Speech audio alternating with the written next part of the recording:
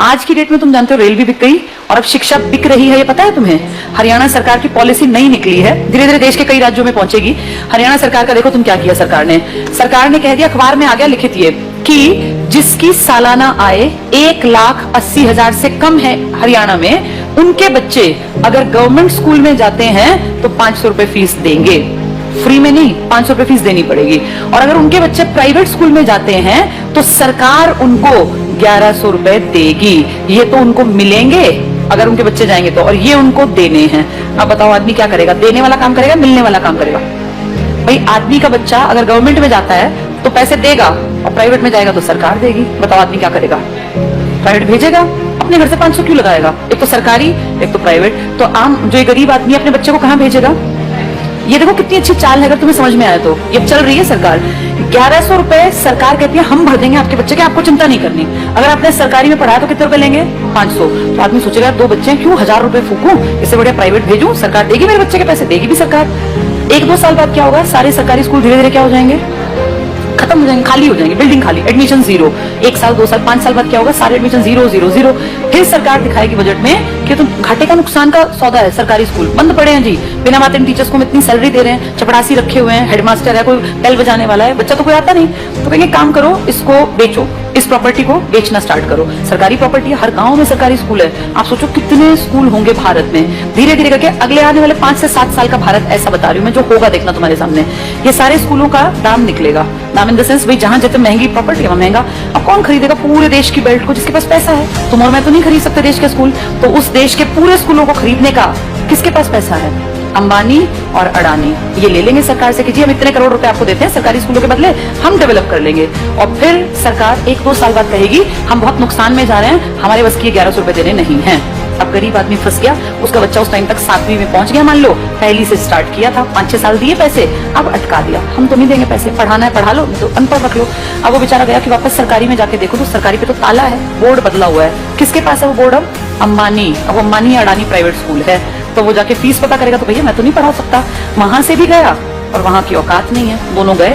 आने वाले समय में आदमी वो पढ़ा पाएगा जिसके पास बहुत ज्यादा पैसा होगा। देखते देखते तुम्हारी सारी सुविधाएं सरकार से छीन छीन के किसके पास पहुंचाई जा रही हैं? प्राइवेट। बस तुम्हें समझ में लेट आएगा, जब तक समझ में आएगा फिर चीख चिल्ला लेना, फिर थोड़ी ना कुछ होगा। सरकार वापस थोड़ी ना लेती है किसी भी चीज को, दे दी सो दे दी। मैं तुम्हें अपना एग्जाम्पल देती हूँ। जब मैं जॉब में आई थी ना, उस टाइम पर हमारा पहला बैच था जिनकी पेंशन बंद की गई थी। मैं उसकी खुद, जैसे ही मान लो लाइव तुम्हारे सामने एग्जांपल हूं, जिनकी सबसे पहली पेंशन बंद हुई वो हमारा बैच था।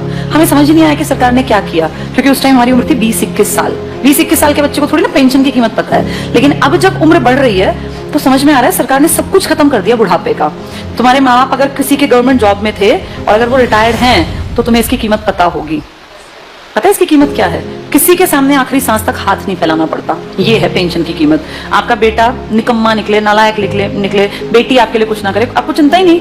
आपकी पेंशन आती है, 5-7 हजार रुपए में झाड़ू पोछा कपड़े बर्तन धोने वाली मिल जाती है। कोई भी एक मेड रख लो, 5-10 हजार की खाने वाली। बुढ़ापे में पैसा बचा के करोगे क्या? अगर तुम्हें सरकार से 35 हजार भी मिलते हैं तो तुम अपने ऊपर खर्च करो ना, क्यों किसी के सहारे बैठे रहना?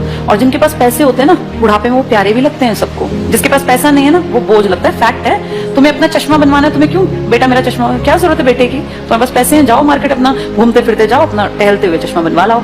ये कीमत बुढ़ापे में जाके अकल आती है। हमारे बैच ने कुछ नहीं किया, मुझे भी समझ नहीं थी, अकल ही नहीं थी। लेकिन अब जब एज बढ़ रही है ना और हम देख रहे हैं दुनिया को, तब समझ में आ रहा है कि सबसे कीमती चीज इंसान के पास बुढ़ापे में पेंशन होती है। मेरे खुद के फादर पेंशनर हैं, तो हमें दिखता है कि पेंशन की जो वैल्यू है ना वो किसी चीज की नहीं है। इतना रखा पैसा आप यूज नहीं कर पाते। महीने के जब वो 30 हजार आते हैं ना, तो आपको लगता है यार मैं तो जब तक जीऊंगा आखिरी सांस तक ये तो आने ही आने हैं, और ये बढ़नी आप फ्री होकर काम करते हैं। लेकिन ये अकल उनको थी जो पेंशन यूज कर रहे थे या बुढ़े थे। पेंशन रोकी किसकी गई? जवानों की, जिनको अकल नहीं थी। हमें थोड़ी ना अकल थी 20-21 साल में कि पेंशन बंद करने से किसी ने कुछ कहा ही नहीं। सरकार ने सीधे कह दिया अब के बाद आगे जो बच्चे आएंगे नौकरियों में उनको पेंशन नहीं मिलेगी। अगर हमें अकल होती, सारे देश के लोग आवाज उठाते तो ना बंद होती पेंशन। अगर सब, भाई किसानों ने क्या किया? इकट्ठे हुए तो क्या कृषि कानून वापस नहीं हुए? हुए ना, तो अकल हो तो आदमी उस टाइम पे सही डिसीजन ले ले। पर आज अब तुम कितनी कोशिश कर लो, क्या सरकार पेंशन बहाल कर देगी? नहीं करेगी। मतलब ना के बराबर है। एक आधा राज्य को करे, लालच में 1-2 साल में कह दे, पर वैसे नामुमकिन बराबर है। इसीलिए जब चीजें बंद हो रही होती है ना, तब जागना होता है कि सरकार गलत कर रही है। अब सरकार स्कूलों की तरफ गलत कर रही है। इसकी अकल 7-8 साल बाद की जनरेशन को आएगी, जब वो देखेंगे कि पढ़ाने के लिए ना तो सरकारी बचेंगे और प्राइवेट मुंह खोल के पैसे मांगेंगे। अब या तो पढ़ा लो या तो अनपढ़ रख लो, फिर फंसेंगे लोग। प्राइवेटाइजेशन करना गलत नहीं है, लेकिन कुछ फील्ड सरकार को रखने चाहिए जिनमें शिक्षा भी आती है, स्वास्थ्य भी आता है, रेल भी आती है, पब्लिक ट्रांसपोर्ट भी आता है। ये तो हमारी बेसिक नीड है, ये तो कम से कम दो हमें।